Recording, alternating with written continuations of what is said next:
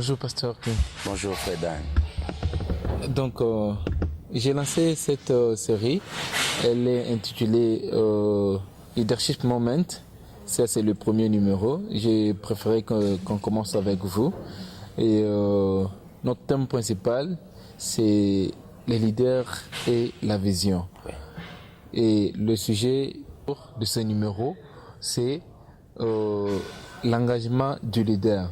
Donc, les caractéristiques que j'ai données dans ma conférence que j'ai organisée le samedi, c'est le 4 mai, j'avais dit que l'une des caractéristiques d'un leader, c'est que c'est un homme engagé, c'est-à-dire 100% focalisé dans sa vision.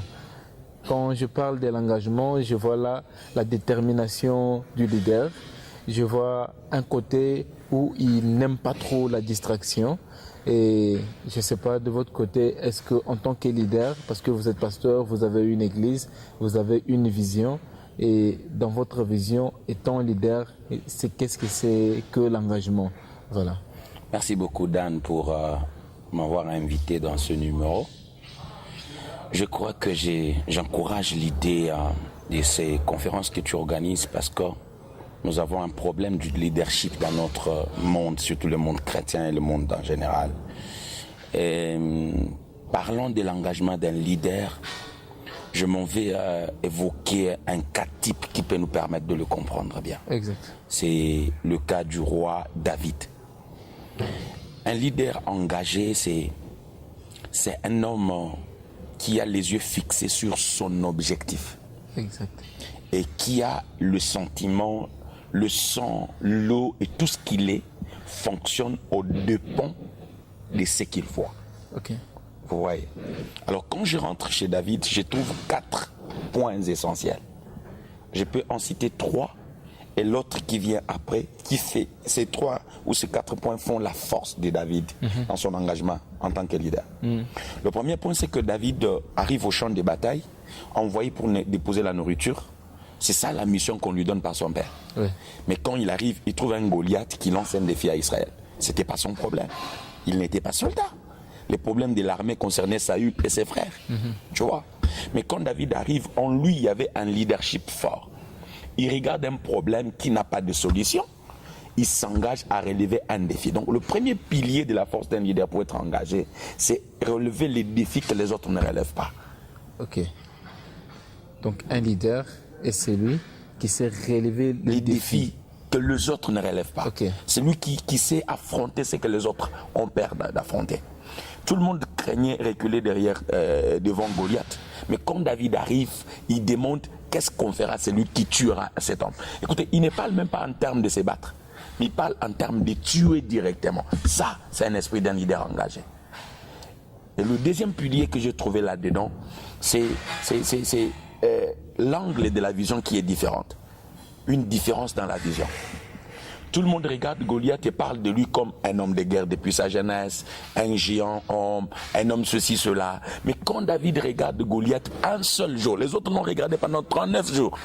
Le 40e jour, ils l'ont vu le matin.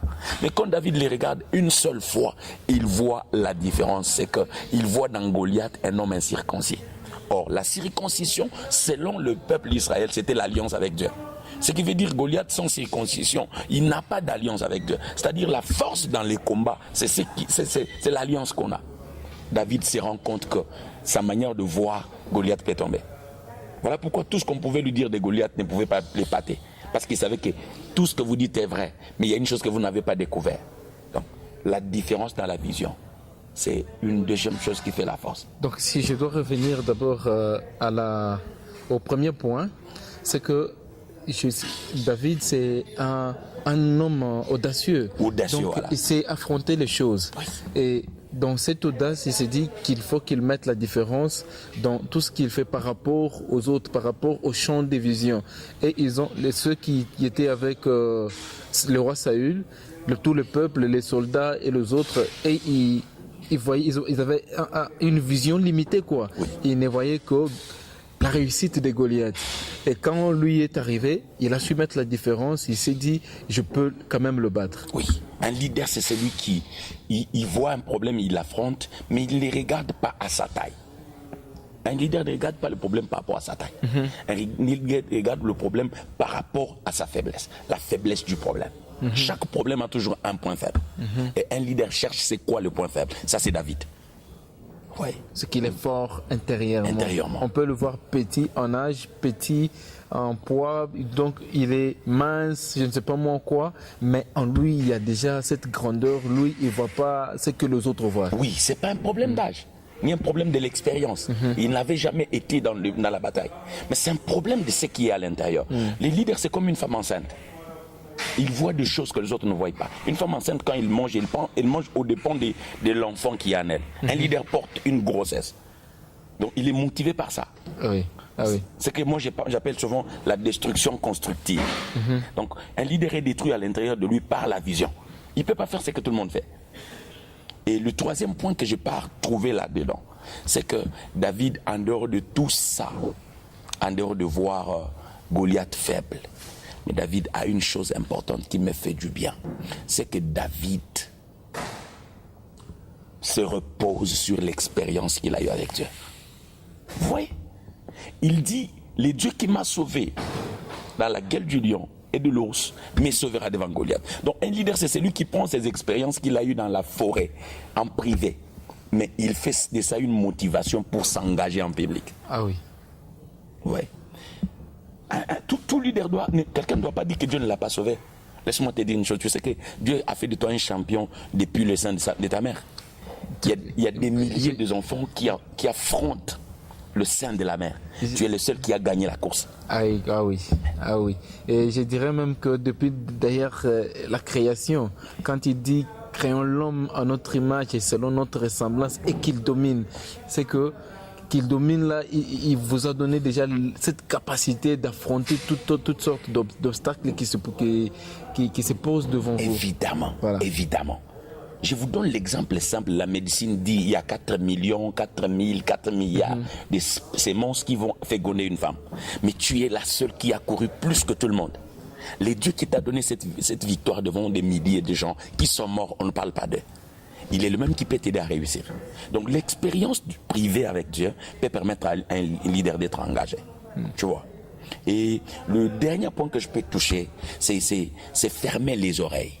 Un leader doit, quand il a déjà une vision, quand il voit déjà ce qu'il doit faire, il doit fermer les oreilles à ce que les gens disent.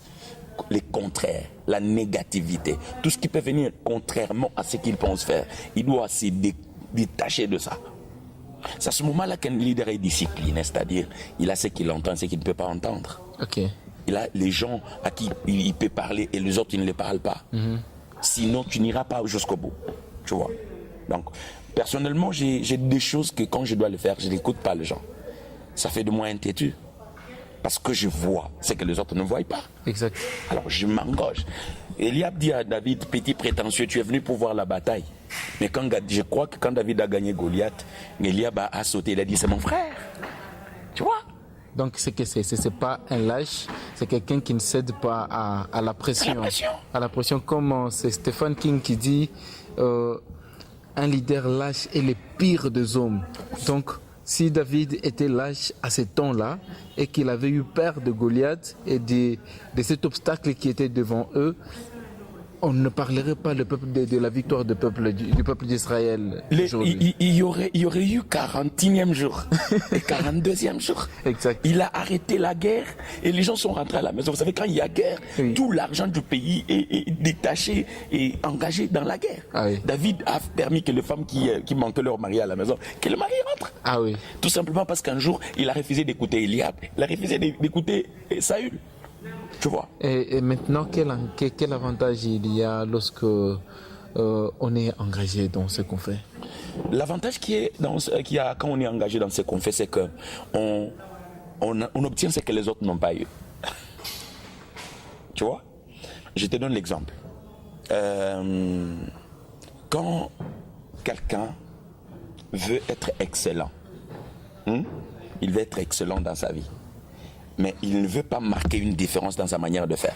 Jamais il peut l'être. Mais quand quelqu'un devient excellent, en faisant la différence dans ce qu'il fait, il devient une référence. Exact. Et il attire la révérence. La révérence. Tu vois le problème? Donc, l'engagement d'un leader lui apporte beaucoup. Beaucoup. Je vais te dire une chose. C'est lui qui est leader, qui s'engage, qui paye les prix que les autres n'ont pas payés. Un jour, il aura des avantages que les autres n'ont pas. Quand on est déjà au top, quand on chante pour David, il a tué 10 000, Saül 1000. Et le frère Eliab, on ne l'a pas cité. Ça, c'est un gros avantage alors. Voilà. Un, il a une femme, la fille du roi. Deux, la maison de son père est affranchie. Trois, il devient riche.